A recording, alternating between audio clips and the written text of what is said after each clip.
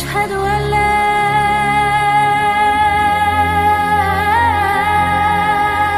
إله إلا الله. Hudzaifah ibnul Yaman radhiyallahu an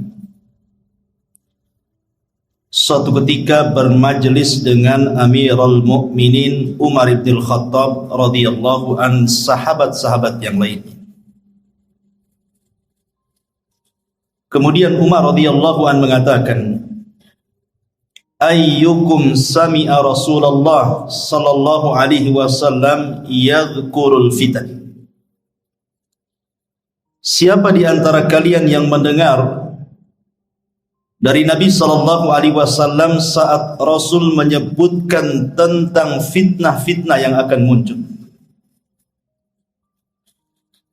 Faqala qaumun, maka sebagian para sahabat mengatakan, nahnu sami'na, ya kami mendengarnya. Faqala la'allakum ta'nuna fitnatar rajuli fi ahlihi wa jari. Maka Umar mengatakan, boleh jadi yang kalian sangkakan itu kalian mendengar soal fitnah seseorang, keluarga dan tetangganya. Maka sahabat yang lain mengatakan, ajal ya, tentu. Maka Umar mengatakan, tilka tukaffiruha as-salatu was-siyamu was-sadaqatu. Kalau hanya itu fitnah-fitnah yang kalian maksud, itu bisa dihapus dengan salat, puasa dan sedekah. Walakin akan tetapi, kata Umar, yang aku tanyakan bukan itu. Ayyukum sami'an nabiyya sallallahu alaihi wasallam yadhkurul lati tamuju maujal bahri. Yang aku tanyakan adalah fitnah yang akan menghantam kalian seperti gelombang lautan yang akan menghempaskan kalian. Qala Hudzaifah, maka Hudzaifah berkata, fa askatal qaum, maka sahabat yang lain pun terdiam. Faqultu ana, kata Hudzaifah, aku tahu. Qala, maka Umar mengatakan, anta lillah wa abu. Wahai Hudzaifah, demi Allah, ceritakan fitnah itu. Maka Hudzaifah ibnul Yaman mengatakan, sami'tu Rasulullah sallallahu alaihi wasallam tu'radul fitan 'alal qulubi kal hasiri 'udan 'udan.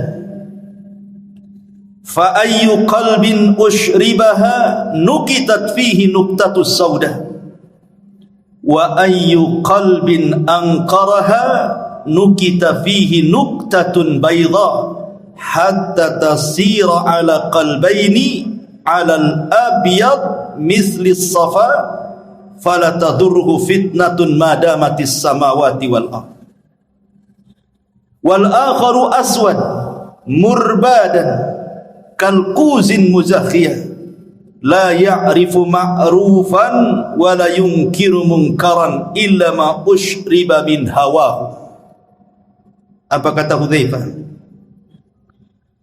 Kata Hudzaifah ibnul Yaman radhiyallahu anhu, dia mengatakan, fitnah akan dihamparkan ke hati-hati setiap manusia seperti tikar dihamparkan sehelai demi sehelai.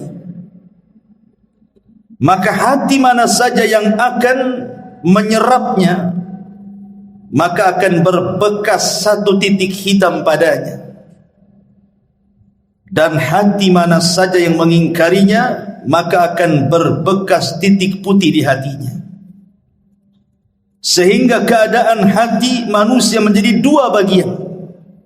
Ada hati yang putih bersih seperti batu licin yang tidak terpengaruh oleh fitnah selama langit dan bumi tegak, tapi juga ada hati yang hitam kelam berdebu seperti cangkir yang terbalik.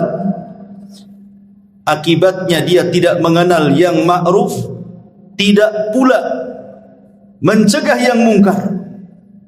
Dia hanya menyerap apapun yang bersumber dari hawa nafsunya. Hadis ini dikeluarkan oleh Imam Muslim dan yang lain. Perhatikan hadis ini, ma'asyiral muslimin yang dimuliakan Allah Subhanahu wa taala. Nabi SAW menceritakan lewat lisan Hudzaifah Ibnul Yaman yang mendengar langsung dari Nabi,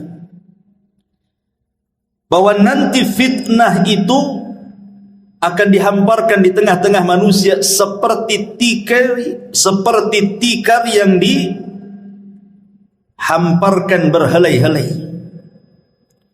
Kemudian kata Hudzaifah Ibnul Yaman,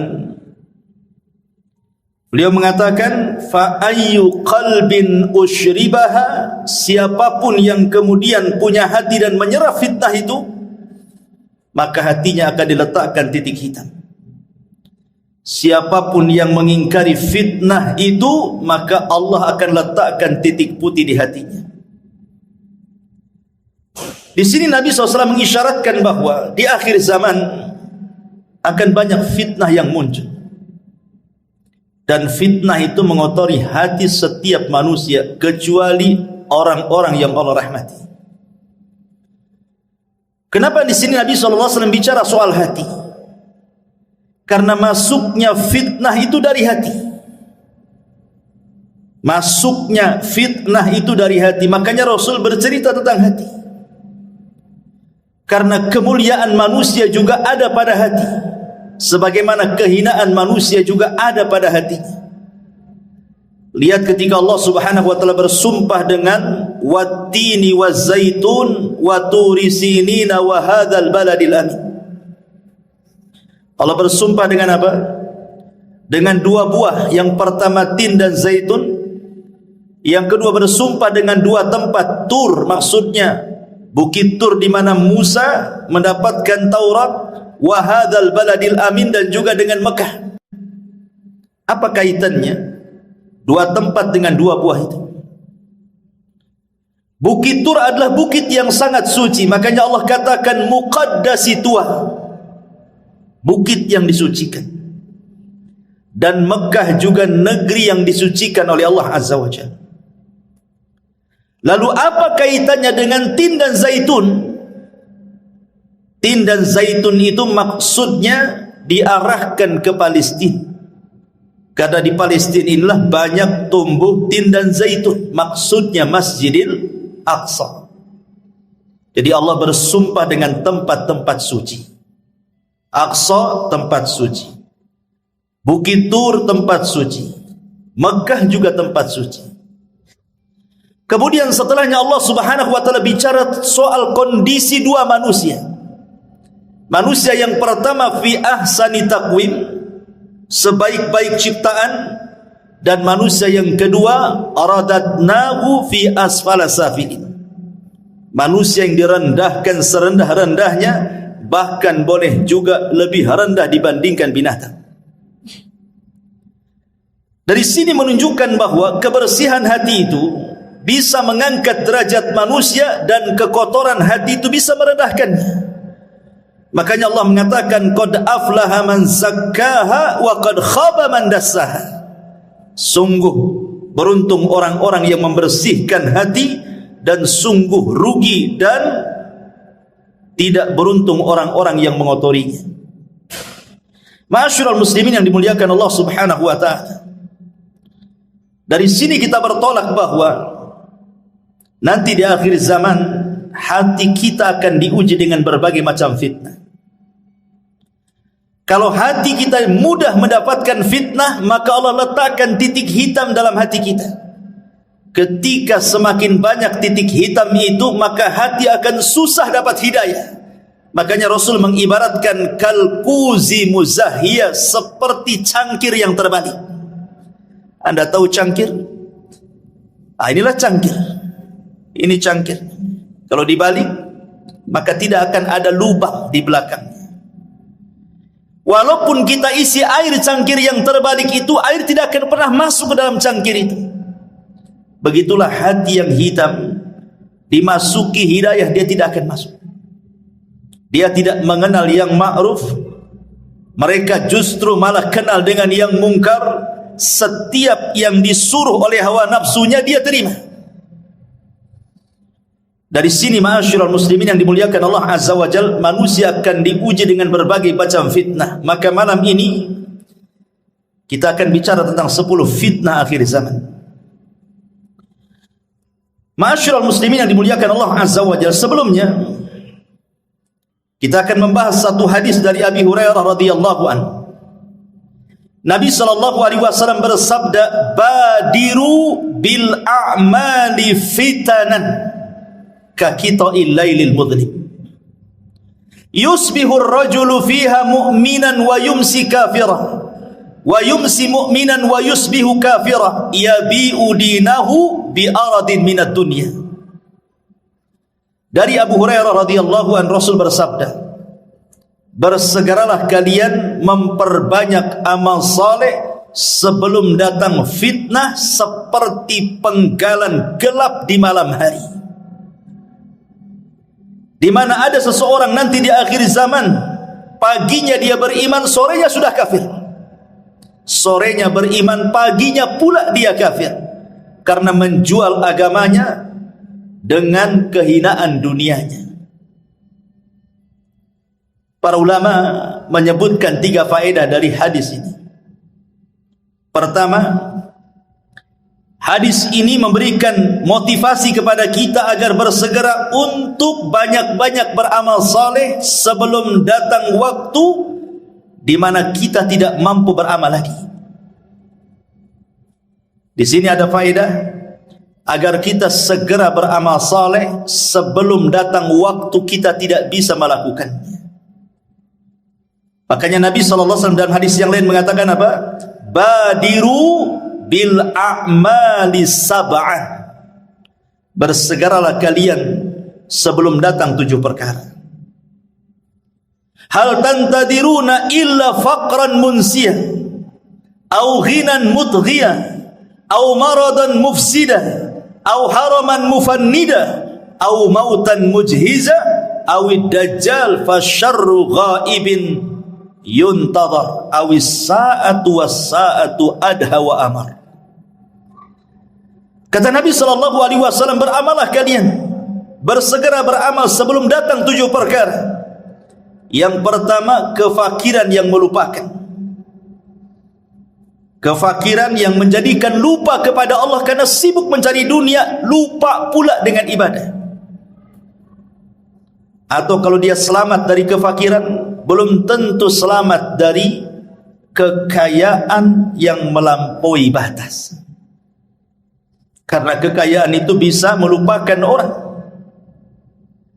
Okelah dia selamat, dia kaya, dia pun taat kepada Allah Azza wa Jalla, belum tentu selamat dari yang ketiga, maradan mufsida, sakit yang membuat dia terduduk tidak bisa beramal.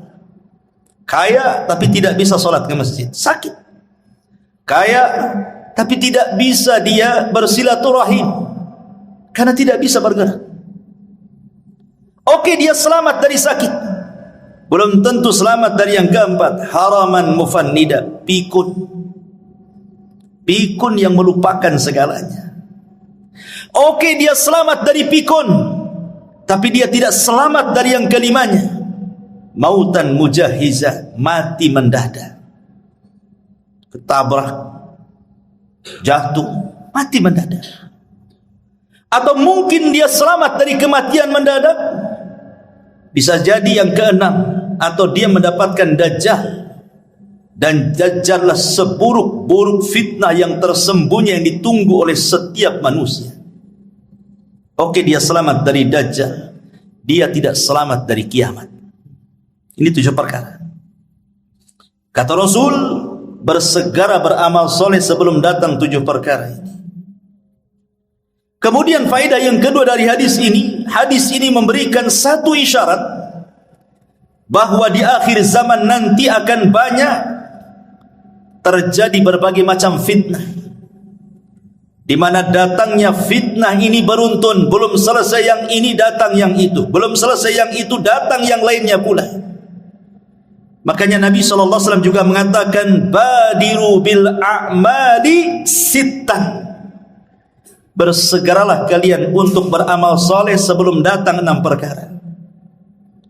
imaratus sufaha, munculnya para pemimpin-pemimpin jahil yang merusak agama dan dunia. Kasratus syurat, banyaknya keamanan negara karena banyak kerusuhan di mana-mana. Wa bai'ul hukmi, jual beli hukum di pengadilan, membayar pengacara, membayar saksi, menyogok hakim. Istighfafan biddima, murahnya sebuah darah, pembunuhan mudah sekali, seolah-olah yang membunuh tidak tahu kenapa dia bisa membunuh, yang dibunuh makin bingung kenapa bisa dibunuh. Au qati'atir rahim, banyaknya orang memutus silaturahim. Au nasyun yattakhiduna al-Qur'ana mazamir, atau Al-Quran hanya disamakan dengan nyanyian. Orang mengundang orang itu untuk membaca Quran hanya untuk dinikmati lagunya, bukan untuk ditadaburi. Yuqaddimuna ahadahum liyughanniyahum wa in kana aqalluhum fikha, hanya diundang untuk mengaji, dinikmati lagunya walaupun dia tidak paham soal fikihnya. Dan fitnah ini banyak, ini hanya sekelumit bahwa Rasul akan menjelaskan di akhir zaman akan muncul-muncul yang seperti ini. Ini belum selesai, tumbuh yang itu yang selesai, datang pula yang lainnya, dan begitu seterusnya. Dan yang ketiga, zaman kita ini ikhwan adalah zaman fitnah. Dan ujian serta manusia disibukkan dengan urusan dunia itu luar biasa. Dan ingat, kata Imam Ibnul Qayyim rahimahullah ta'ala mengatakan sumber fitnah itu dua, syahwat dan syubhat. Dan itu berasal dari 4 perkara: iblis, dunia, pemikiran sesat, dan hawa nafsu. Inilah yang kita akan bahas. 10 fitnah ini bersumber dari 4 perkara, yang dikerucutkan lagi bersumber dari 2 perkara, syubhat dan syahwat. Ma'asyiral muslimin yang dimuliakan Allah Subhanahu wa taala. Yang pertama, fitnatul mal, fitnah harta. Mengumpulkan harta ikhwan tidak tercela. Tidak, Al-Quran dan Sunnah tidak mencela orang mengumpulkan harta. Karena manusia itu memang difitrahkan cinta dengan harta. Allah mengatakan, wal 'adiyati dhabha fal muriyati qadha fal mughirati subha fa atharna bihi naq'an fa wasatna bihi jam'an innal insana li rabbih lakanud wa innahu li hubbil khairi lasyadid. Manusia itu cinta kepada harta luar biasa. Artinya setiap manusia difitrahkan cinta harta. Tidak ada manusia yang tidak cinta harta. Dusta kalau ada orang enggak cinta harta itu. Semua orang cinta harta. Tetapi ma'asyiral muslimin, walaupun mengumpulkan harta tidak tercela secara mutlak, akan tetapi perlu diingat bahwa di dunia ini bukan tempat kita tinggal.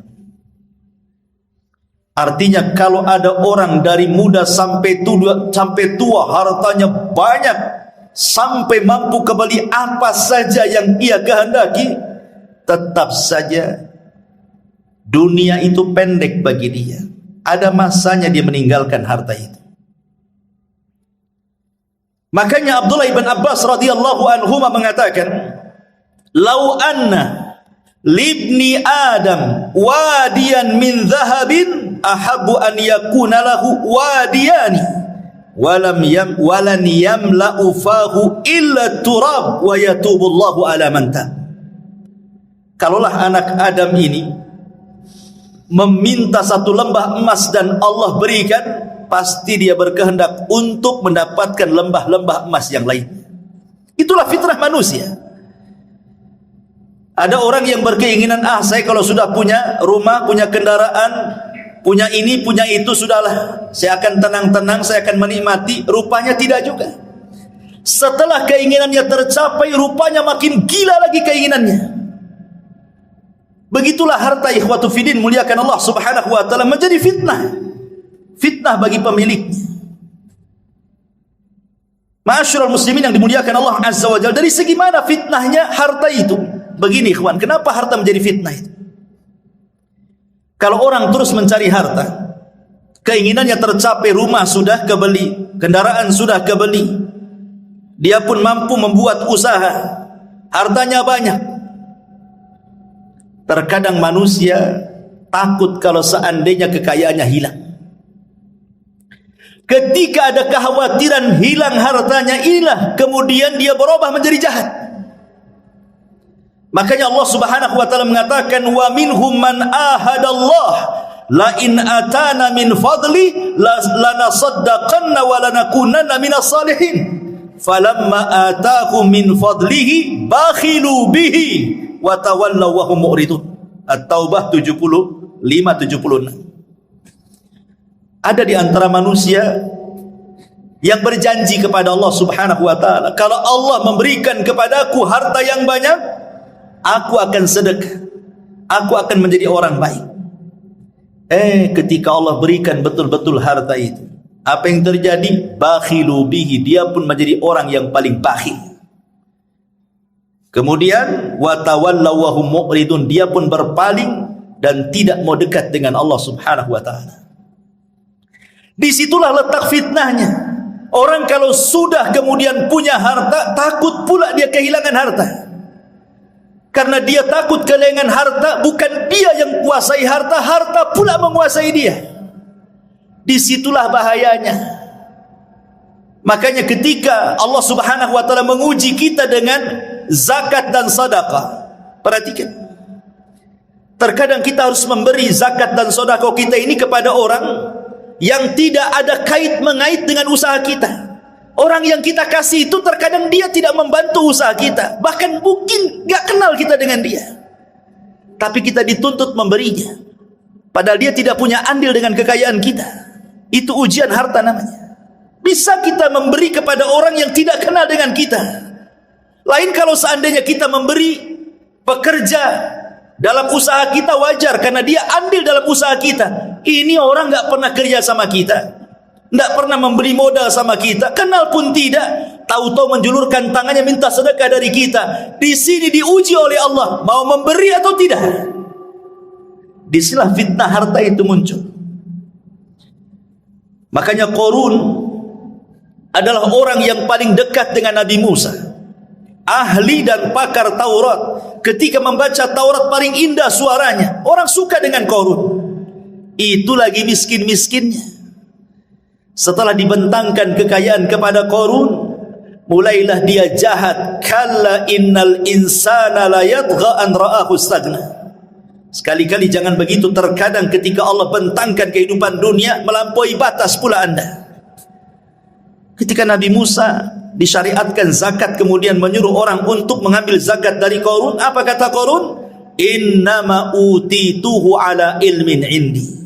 Enak saja kau datang ngambil zakat dariku, sementara kekayaanku ini hasil jerih payahku.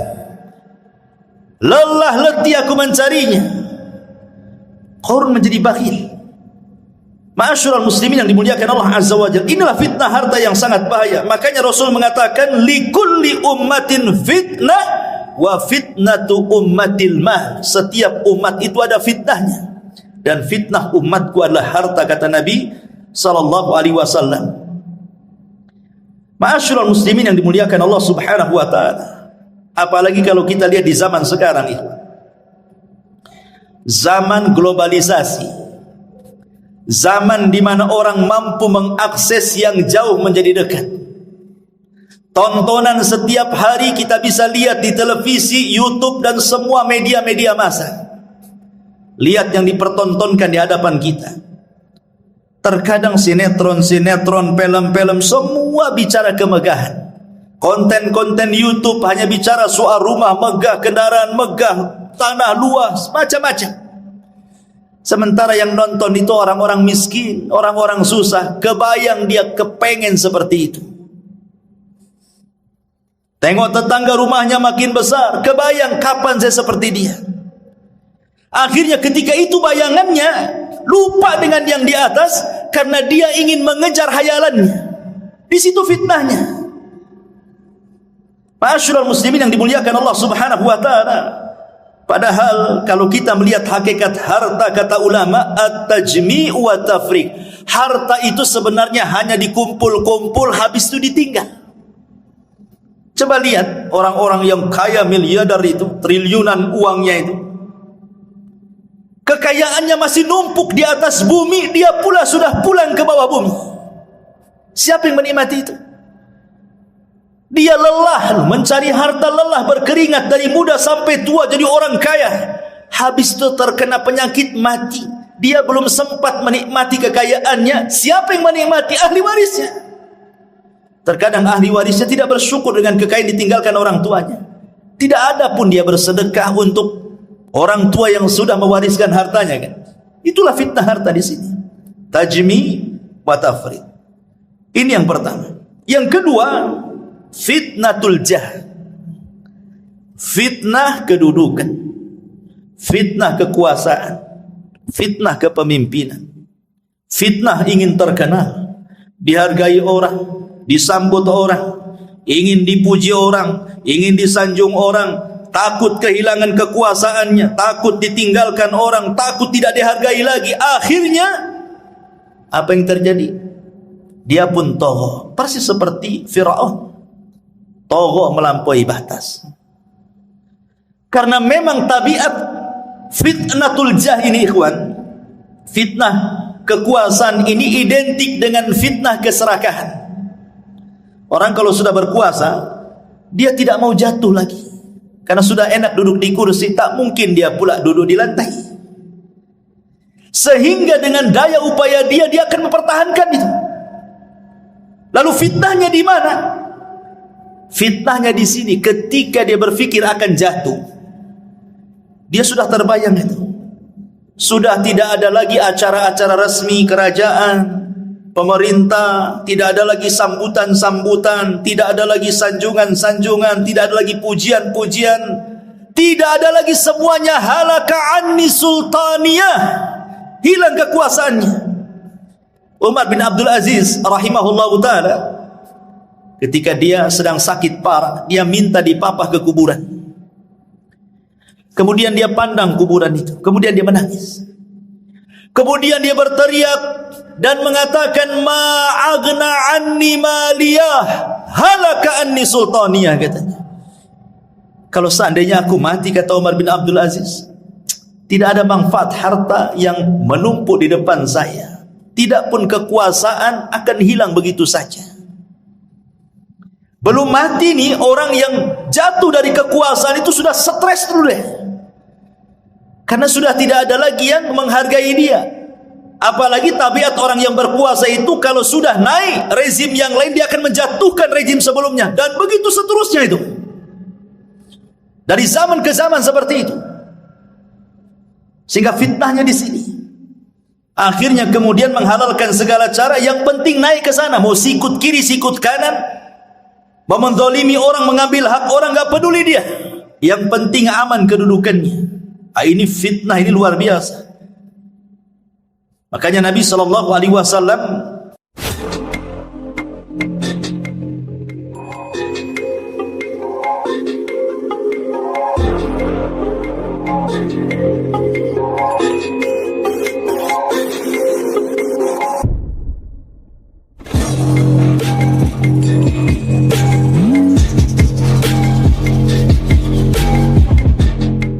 sampai mengatakan, madhibani ja'i'ani ursila fi ghanamin bi afsadalah min hirsil mali alal min hirsil mar'i alal mali wasyarafi lidini. Kalau seandainya ada dua serigala yang dua-duanya lapar, kata Rasul, ini serigala belum makan 1 minggu, lapar, di depannya ada kambing. Tentu serigala ini akan mencabik-cabik kambing itu sampai kenyang, sampai robek, sampai rusak. Kata Rasul, kondisi kambing yang rusak dicabik dua serigala lapar itu tidaklah sebanding kerusakannya dibandingkan orang yang semangat mengejar harta dan kedudukan. Karena kalau dua serigala ini hanya memakan satu kambing sudah kenyang, selesai. Tapi orang yang mengejar kedudukan, dia akan korbankan banyak orang. Dia akan korbankan, dia harus berdusta di situ. Terkadang harus mendolimi, terkadang harus menyakiti, tak jarang membunuh, naudzubillah. Makanya di sini kemudian Rasul mengatakan, rusaknya kambing yang diterkam serigala tidak seberapa tuh dibandingkan kerusakan orang-orang yang mengejar kedudukan. Naudzubillah. Kemudian yang ketiga, fitnatuz zaujati wa fitnatul aulad. Fitnah pasangan hidup dan juga anak-anak. Di zaman Nabi SAW ada seorang sahabat yang ketika hendak hijrah ke Mekah, ke Madinah dari Mekah, dilarang sama istri dan anak-anaknya. Tidak boleh hijrah, masa kita akan tinggalkan tempat kelahiran kita. Akhirnya sahabat ini tak jadi hijrah karena dihalangi oleh keluarganya, digandoli oleh istri dan anak-anaknya. Tidak usahlah ikut-ikut hijrah ke Madinah itu. Kita sudah enak hidup di Mekah, kalau kita ke Madinah mau tinggal di mana? Bla bla bla bla, macam-macam mengeluh keluarganya. Tak jadi dia hijrah. Sudah bertahun-tahun. Akhirnya adalah kesempatan dia menyadarkan istrinya. Mau pula istri dan anaknya hijrah. Sampai di kota Madinah, dia merasa cemburu dengan kawan-kawannya yang dari awal sudah hijrah duluan. Mereka sudah menjadi alim ulama karena sudah bertahun-tahun belajar dengan Nabi SAW. Sebagian mereka sudah sukses dari segi dunia seperti Abdurrahman bin Auf, Utsman bin Affan, Abu Bakar dan yang lainnya. Dan mereka bertahun-tahun dekat dengan Nabi SAW. Menyesallah dia. Kenapa dia kemudian tidak hijrah bersama para sahabat sebelumnya? Coba kalau seandainya dia hijrah bersama para sahabat di awal hijrah, tentu aku pun meraih seperti apa yang mereka raih, katanya. Marah sama anak dan istrinya. Gara-gara engkau mungkin bahasa kitanya. Coba kalau dulu kalian tidak melarang saya hijrah, tentu aku tidak seperti ini, katanya. Ketika itu turun ayat surah At-Taghabun ayat 14 kepada sahabat ini. Ya ayyuhalladzina amanu inna min azwajikum wa auladikum aduwwan lakum fahdharuhum. Hai orang-orang yang beriman, sesungguhnya istri-istri kalian, anak-anak kalian terkadang menjadi musuh kalian. Fahdharu, hati-hati. Ya, sahabat ini tidak jadi hijrah gara-gara apa? Digandoli anak istrinya, kan? Jadi musuh. Baik musuh secara ideologi atau musuh secara fisik. Musuh secara ideologi boleh jadi mungkin suaminya mau sedekah, ditahan sama istrinya. Bang, janganlah sedekah, beli mobil, beli ini, beli itu. Tak jadi dia. Anaknya kepengen ini, kepengen itu, tak jadi dia. Terkadang kebutuhan keluarga sudah dicukupi sebenarnya, bahkan lebih dari kecukupannya. Terkadang istri melarang kita untuk menginfakkan harta kita, padahal kita yang cari. Terkadang anak-anak juga demikian. Itu secara ideologi itu. Secara fisik ya sudah, na'udzubillah, banyak kita lihat di YouTube ada anak membunuh orang tuanya. Entah apa salah orang tuanya, kenapa sampai dibunuhnya. Akhirnya ketika sahabat ini mau marah kepada keluarganya ini, maka Allah Subhanahu wa taala katakan, wa in ta'fu wa tasfahu wa taghfiru fa innallaha ghafurun. Kalau engkau maafkan anak istrimu, kau berlapang dada, kau ampunilah kesalahan mereka, Allah zat yang maha pengampun lagi maha pengasih. Akhirnya dimaafkan. Ya sudahlah, sudah kadong, begitu bahasa kitanya. Lihat, karena begini ikhwan, fitnah istri dan anak-anak itu terkadang kita ini mencintai Allah dan Rasulnya. Kita orang Islam pasti kita cinta dengan Allah, cinta dengan Rasulnya. Tapi terkadang kecintaan kita kepada Allah dan kepada Rasulnya ini tidak lebih besar dibandingkan kecintaan kita kepada istri dan anak kita. Itu masalahnya. Buktinya saja, ada orang kepala rumah tangga lah, anaknya tertidur di waktu subuh. Mungkin anak itu baru safar dari mana gitu, sudah besar anak itu. Kemudian malamnya ngobrol sampai kemudian dia baru 1 jam subuh baru tidur. Kemudian bapaknya ingin bangunkan anak itu sholat subuh. Apa kata istrinya? Janganlah Pak, kata. Anak itu baru datang capek, baru 1 jam dia tidur. Biarkanlah dia tidur, kata. Akhirnya kemudian suaminya sholat subuh sendiri, anaknya ngorok sampai terbit matahari. Kenapa orang tua ini membiarkan anaknya seperti itu? Karena sayangnya dia kepada istrinya dan sayangnya kepada anaknya. Itu di dunia. Di akhirat, dia tidak sadar anak itu yang menyeret dia ke neraka. Ma'asyiral muslimin yang dimuliakan Allah Azza wa Jalla. Terkadang kita, bapak-bapak ini, dibuat durhaka dengan orang tua gara-gara istri. Banyak laki-laki yang durhaka dengan orang tua gara-gara istrinya, kan? Padahal hak kita kepada orang tua itu porsinya lebih besar dibandingkan hak kita kepada istri kita. Kalau seandainya ada uang 1 juta, kemudian di situ ada 2 orang, 1 orang tua, 1 istri, kemana uang ini saya sedekahkan? Kata Rasul, Allah berfirman, yas'alunaka madza yunfiqun. Qul ma anfaqtum min khairin falil walidaini. Mereka bertanya-tanya kepadamu, wahai Muhammad, kalau saya punya uang kemana saya sedekahkan? Maka katakan ya Muhammad, kata Allah, sebaik-baik sedekah itu berikan kepada orang tua. Tetapi berapa banyak istri yang mempengaruhi kita, akhirnya kita durhaka dengan orang tua, kan? Sampai ada seseorang itu curhat dengan saya, menangis nih seorang suami. Karena dia lelah bekerja, dia harus sembunyi-sembunyi loh itu nyisipkan uang gajinya, karena setiap gajian langsung disambar istrinya. Jadi sisihkan sedikit-sedikit hanya untuk mengirim orang tuanya. Nangis dia. Kenapa harus izin sama istrinya? Dia yang cari kerja. Tidak boleh seorang suami seperti itu, dan tidak pun layak istri seperti itu. Masa kemudian suami disudurhaka dengan orang tuanya?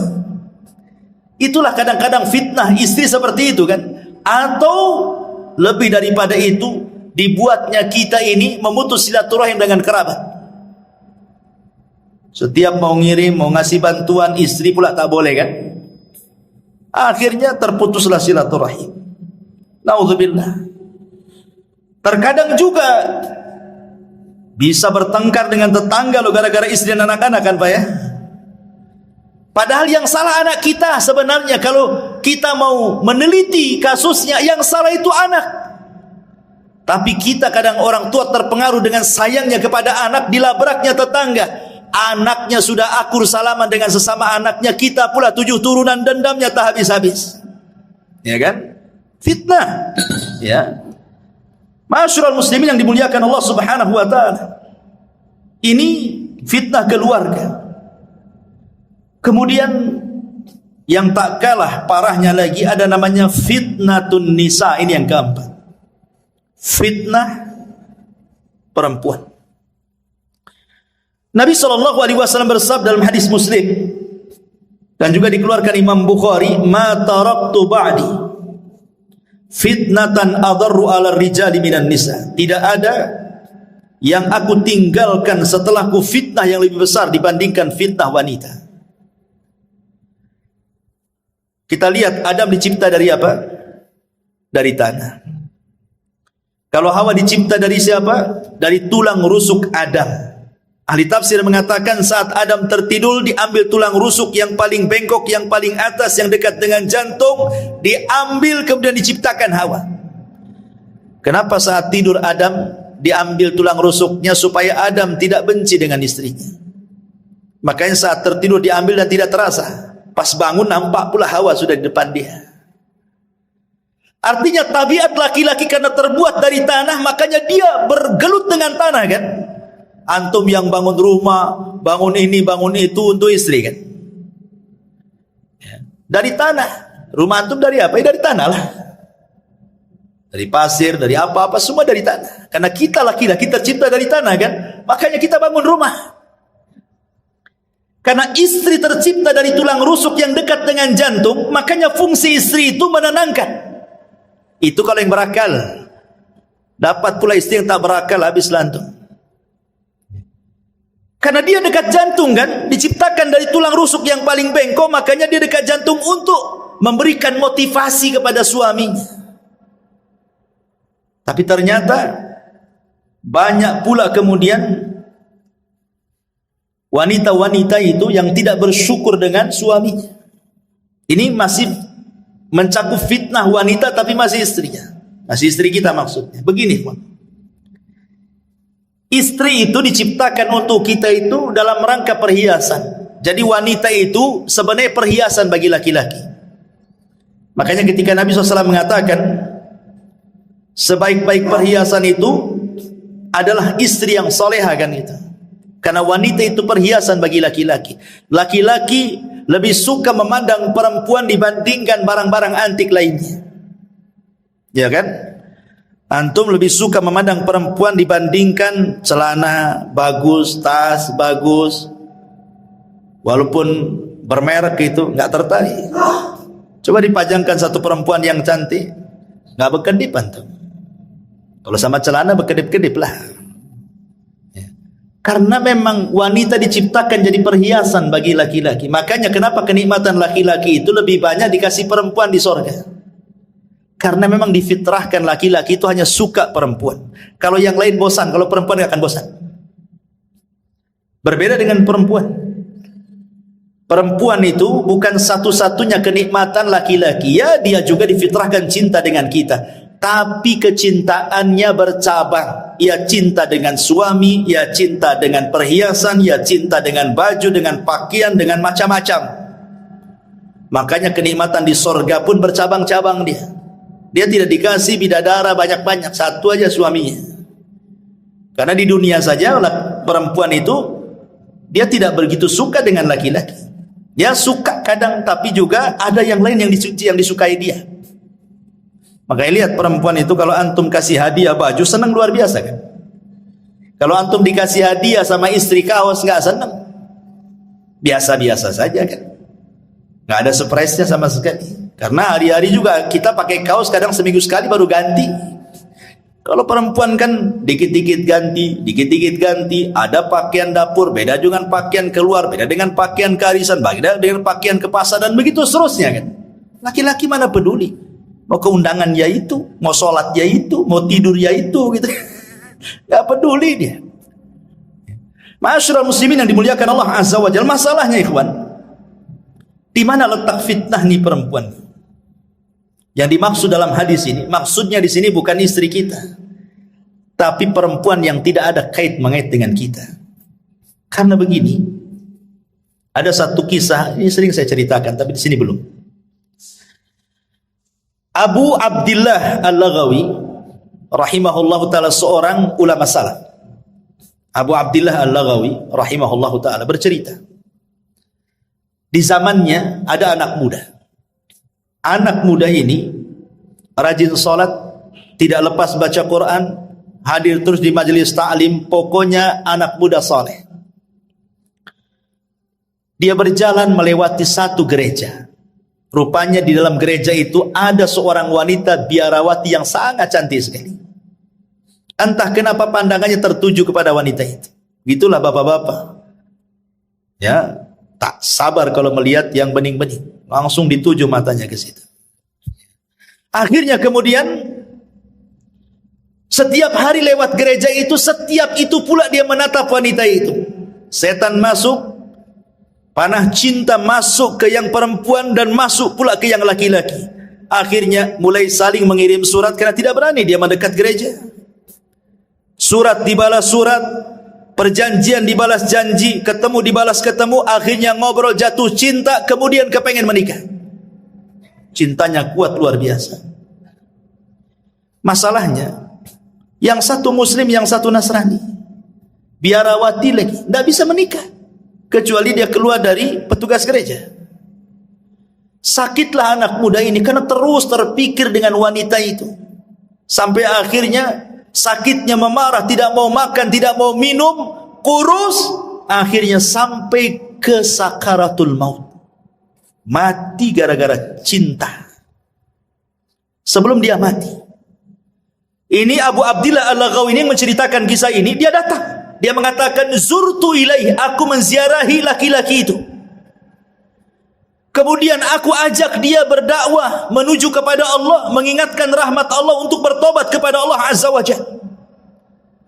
Tapi di luar pemikiran Abu Abdillah Al-Laghawi, rupanya laki-laki ini mengatakan, ya Imam, kamu tahu kasusku dengan wanita itu, katanya. Aku cinta berat dengan wanita itu, katanya. Dan aku tidak mungkin dipisahkan dengan wanita itu. Kalau Allah Subhanahu wa ta'ala haramkan aku tidak berjumpa di dunia, maka jangan pula Allah haramkan aku berjumpa di akhirat, katanya. Kata Imam Abu Abdillah, lalu gimana caranya? Kau akan berjumpa di akhirat? Di luar pemikiran Abu Abdillah, tiba-tiba dia mengatakan, kafartu bidini wa amantu bidiniha. Ya Imam, saksikan sebelum wafatku, aku kufur dengan agamaku dan aku beriman dengan agama wanita itu. Dikiranya dengan cara seperti itu dia akan berjumpa di akhirat? La haula wa la quwata illa billah. Masalah ini oleh Imam Abu Abdillah Al-Laghawi disembunyikan, tidak mau diceritakan sama orang. Sampai setahun berlalu, rupanya nasib wanita itu sama pula dengan nasib laki-laki ini. Dia kepikiran laki-laki itu. Akhirnya kemudian kurus kering, tidak makan, tidak minum, sakit, sampai pun hampir sakaratul maut. Ini Abu Abdillah Al-Laghawi ini mencoba ziarah kepada wanita itu yang masih Nasrani itu, karena sakit parah memikirkan si bujang tadi. Kemudian kata Imam Abu Abdillah, Masya nukia fulana, ada apa dengan kamu kok? Kenapa seperti ini? Kata wanita ini, engkau sudah tahu kasusku dengan anak muda muridmu itu, wahai Imam. Aku cinta dengan dia. Janganlah Allah Subhanahu wa ta'ala pisahkan aku di akhirat. Sudahlah Allah pisahkan aku di dunia, jangan pula Allah pisahkan aku di akhirat. Kata Imam Al-Laghawi, lalu bagaimana caranya? Amantu bidinihi wa kafartu bidini. Aku beriman dengan agama dia dan aku kufur dengan agamaku. Subhanallah, terbalik-balik. Lihat, dia sudah Allah pisahkan di dunia, Allah pisahkan pula di akhirat. Nggak ketemu tuh. Di dunia sudah dipisahkan, di akhirat pun dipisahkan. Kenapa? Yang satu mukmin, yang satu kafir, kan gitu ya. Begitulah takdir, ikhwan. Istidraj syaitan namanya. Hati-hati. Ya. Makanya dulu saya punya tetangga, kan pernah cerita di sini. Saya masih tinggal di Batam Center itu. Kasusnya kurang lebih dengan kasusnya yang diceritakan Abu Abdillah Al-Laghawi. Tetangga, depan-depanan rumahnya. Dia seorang wanita muslimah menikah dengan laki-laki Nasrani karena kaya. Akhirnya dia masuk Nasrani wanita ini. Sampai punya anak banyak. Walaupun nasihati sama istri juga tak dengar juga. Qadarullah pula, suaminya ini ada hubungan dengan perempuan yang ketiga. Dan yang ketiga ini wanita muslimah. Ketahuan cekcok, cerai. Akhirnya si laki-laki ini menikah dengan wanita muslimah, tapi syaratnya dia harus mu'alaf. Pertama, dia memurtadkan orang. Sekarang dia menikah dengan wanita muslimah, dia pula yang murtad dari agamanya masuk ke dalam Islam. Terbalik-balik dunia, ikhwan. Inilah dunia dalam berita. Ya. Ma'asyiral muslimin yang dimuliakan Allah Azza, begitulah hidayah. Makanya fitnah perempuan ini sampai kepada taraf kufur. Sampai seorang ulama bercerita, dulu ada seorang hafidul Quran, betul-betul menghafal Quran. Hafal Quran di kepalanya. Ketika dia ikut jihad perang melawan tentara orang-orang Nasrani. Dalam Islam kan wanita tidak disuruh perang. Wanita itu ikut perang ya untuk mengobati orang yang keluka, masak dan begitu seterusnya kan dalam peperangan. Tapi maju di front terdepan itu tidak ada wanita dalam Islam seperti itu. Tapi orang-orang kafir biasa, mereka tentara wanita itu di depan. Rupanya anak muda yang hafal Quran ini digoda pula oleh salah satu tentara wanita Nasrani, diteriaki. diteriaki. Akhirnya entah kenapa kemudian masuk pula kesukaan laki-laki ini kepada wanita Nasrani, padahal musuh perangnya itu. Sampai dia terbayang-bayang satu malam tak bisa tidur. Kemudian dia mengintai-ngintai di manalah tenda wanita itu, padahal musuhnya tuh. Syaitan masuk betul pada hatinya. Sampai dia datang kepada komandannya yang Nasrani itu, ditunjukkan di mana wanita itu. Tapi kata komandannya, tidak bisa, kau ini seorang muslim, kau musuhku katanya. Kata laki-laki anak muda ini, gimana caranya agar aku bisa ketemu dan kenalan dengan wanita itu? Gampang, murtad dari agamamu, jadilah kau Nasrani, kau jodohkan kau dengan dia katanya. La haula wala quwwata illa billah. Betul. Akhirnya dia murtad, hafal Quran, murtad, jadi Nasrani gara-gara perempuan. Kemudian menikah. Setelah beberapa tahun berjumpalah dengan kawan-kawan yang muslim ini. Dan ditanya anak muda ini, "Ya fulan, aina Qur'anu? Aina salatu? Aina ibadatu?" Di mana Qur'anmu? Di mana salatmu? Di mana ibadahmu katanya. Dia mengatakan, "Demi Allah, sudah hilang di kepalaku kecuali hanya satu ayat." Cuma satu ayat katanya. 30 juz hilang kecuali satu ayat. Kata seorang muslim, hat, ainal ayat. Kalau begitu bacakan ayat yang tinggal tersisa satu ayat itu katanya. Kemudian dia mengatakan, ma yawaddul ladina kafaru law kanu muslimin. Apa artinya? Ma yawaddul ladina kafaru. Nanti pada hari kiamat orang-orang kafir itu yawaddu, berkeinginan kalau mereka menjadi seorang muslim. Itu pula yang diingat ayatnya. Subhanallah. Itu kan nyindir dia, bodoh itu bahasanya kan itu. Nanti pada hari kiamat orang-orang kafir itu kepengen mereka jadi Islam. Kok kamu pula jadi Nasrani? Itu maksudnya. Itu pula yang dihafalnya itu. Makanya dahulu ada seorang alimin ulama ahli sunnah, namanya Imran ibn Hittan. Ini seorang ulama tabi'in yang menceritakan Muhammad ibn Sirin, seorang alimin ulama tabi'in. Imran ibn Hittan ini seorang pakar hadis, pakar tafsir, pakar syair dan macam-macam ilmu, sampai dijuluki ulama hadis di zaman itu. Tertarik dengan seorang wanita. Wanita ini anak daripada pamannya, sepupuan dengan dia. Cantik jelita. Masalahnya satu keluarga pamannya khawarij semuanya. Bahasa kitanya teroris semuanya. Dinasihatilah oleh kawan-kawan, ya Imran, jangan menikah dengan dia. Nanti kau keseret dengan khawarij katanya. Kata Imran bin Hittan, tidak. Tak mungkin. Aku sudah kokoh dengan akidah ahli sunnahku, tidak mungkin aku masuk khawarij. Dinasihati tak bisa. Nikah pula dia betul-betul melamar wanita anak pamannya. Subhanallah. Dengan seiringnya waktu tahun berlalu, rupanya dia terpengaruh dengan khawarij. Jadilah tokoh khawarij dia. Jangan sangka kita ini sudah punya iman, punya Islam, dekat-dekat dengan syubhat, itu jangan. Nabi saja mengkhawatirkan Umar dengan agamanya saat memegang lembaran Taurat. Apa kata Rasul? Ya Umar, amutahawikun anta ya ibnal Khattab. Umar, kau sudah bingung ya dengan agamamu. Ngapain kau bawa lembaran-lembaran Taurat itu? Buang, kata Rasulullah. Amutahawikun anta ya ibnal Khattab. Laqad taraktukum 'alal bayda lailuha kanahariha la yazigu anha ila hali, kata Rasul. Aku loh tinggalkan Islam ini terang benerang. Malamnya seperti siangnya, yang tidak berpaling kecuali hancur. Kau pula bawa lembaran Taurat. Buang, wahai Umar. Dibuang sama Umar. Sekelas Umar dikhawatirkan agamanya sama Nabi. Siapa yang bisa membandingi Umar bin Khattab dengan kita? Yang kalau dia satu jalan dengan setan, setannya yang kabur. Yang kata Nabi SAW, kebenaran yajri ala lisanihi wa qalbi, berjalan di lisan dan hatinya.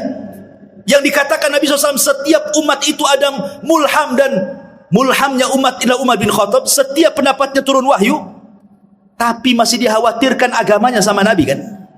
Jangan macam-macam dengan syubhat dan syahwat itu. Ma'asyiral muslimin yang dimuliakan Allah Azza wa Jalla, ini fitnah yang keempat, fitnah an-nisa. Fitnah yang kelima,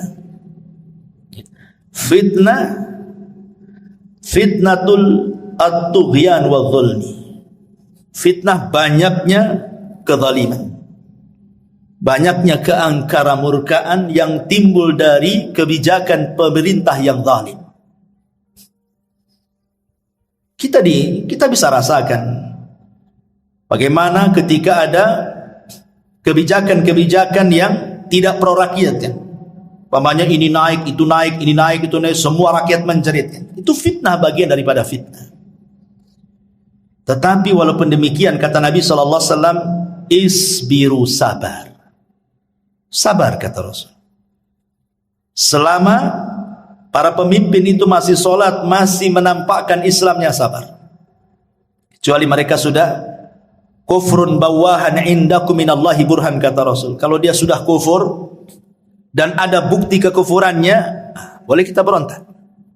Tapi kalau dia masih nampak sholat, pakaiannya juga masih Islam, masih pakai peci, masih nampak sholat di masjid, kita sabar. Kita doakan mudah-mudahan semakin baik, semakin baik, semakin baik. Karena ini fitnah masalahnya. Karena dampaknya kebijakan-kebijakan itu ke ekonomi. Ekonomi dampaknya kepada kefakiran. Kefakiran dampaknya kekufuran, kejahatan.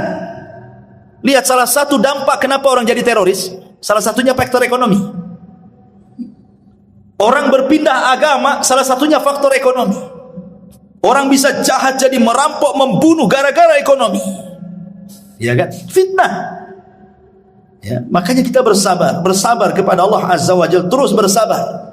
Minta kepada Allah Subhanahu wa taala supaya diperbaiki semuanya. Karena mencaci itu tidak solusi masalahnya. Ini juga fitnah dan itu akan muncul dan akan terus muncul. Kemudian yang keenam, fitnatut tafarruq wal ikhtilaf wa tahazzub. Banyaknya perselisihan. Antar sesama kita aja berselisih. Padahal bahaya. Dulu Imam Bukhari meriwayatkan begini. Jadi Nabi SAW baru saja turun wahyu, diberitahu tentang tanggal Lailatul Qadar. Jadi turun wahyu memberitahu tanggal dan malam Lailatul Qadar itu. Pamannya turun wahyu tanggal 27 atau tanggal 29 gitu ya. Rasul sudah ada tuh di otaknya itu, karena turun wahyu diberitahu tuh tanggalnya.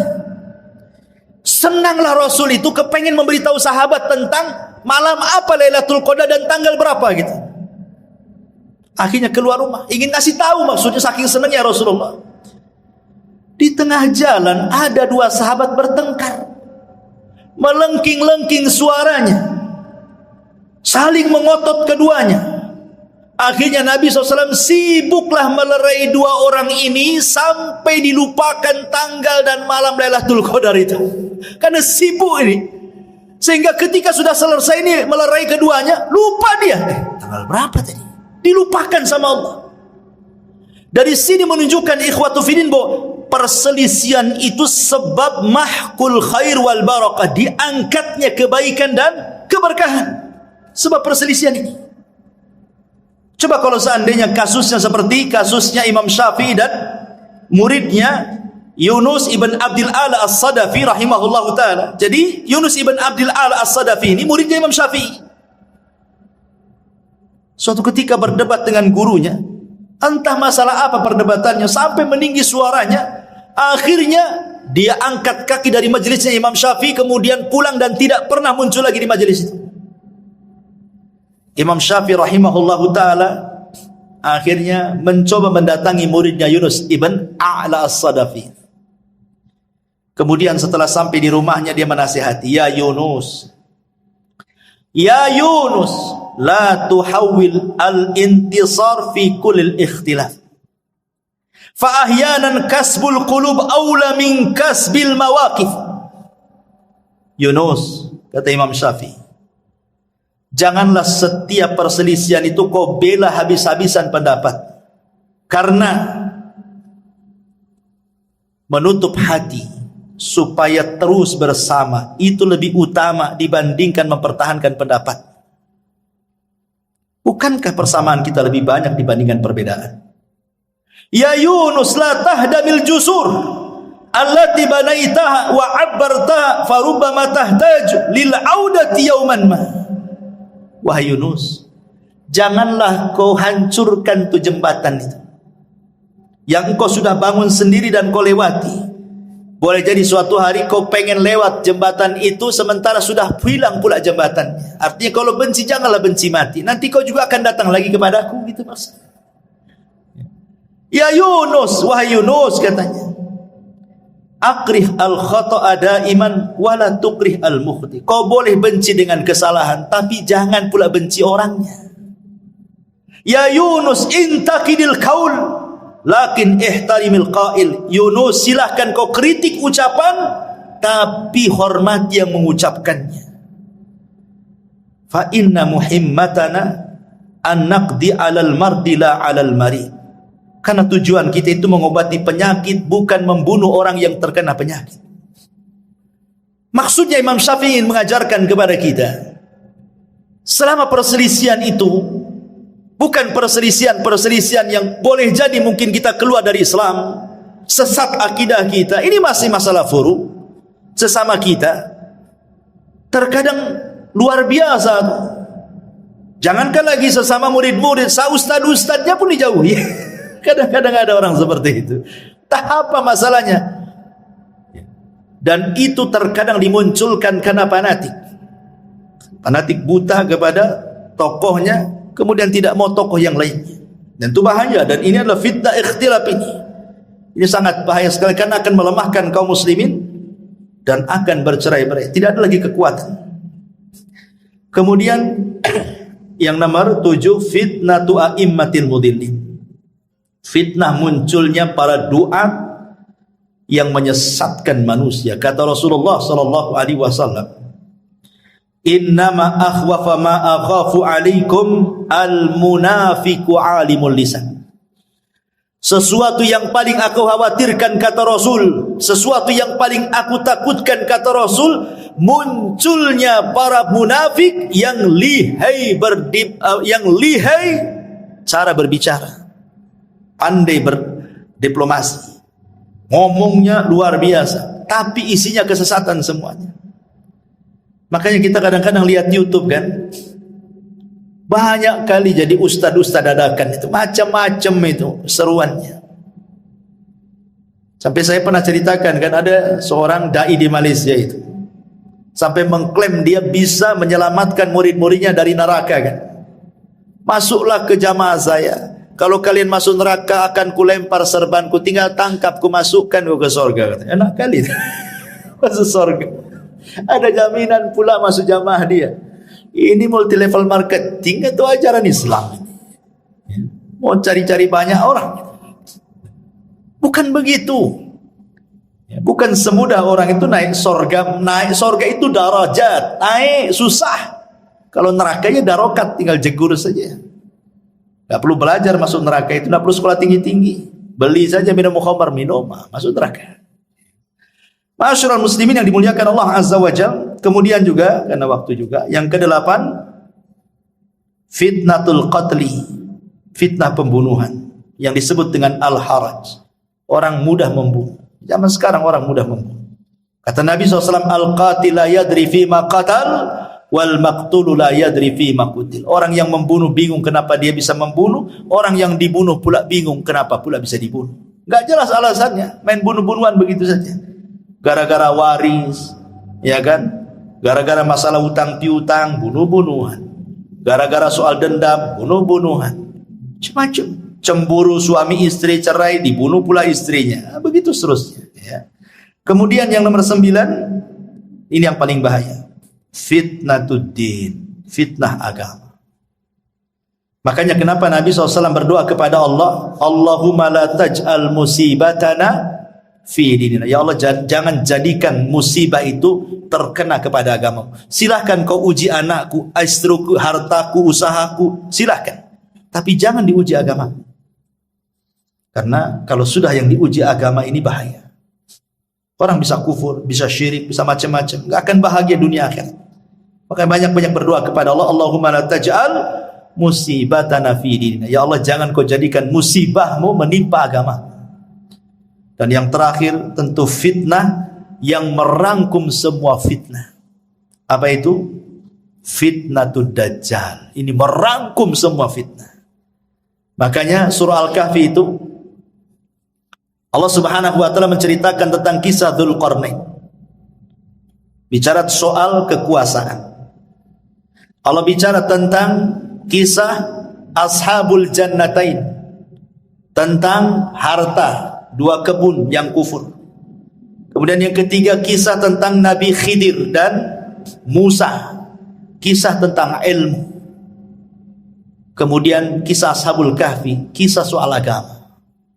Karena fitnah itu bisa saja dari agama, bisa saja dari dunia, bisa saja dari kekuasaan, bisa saja dari pemikiran.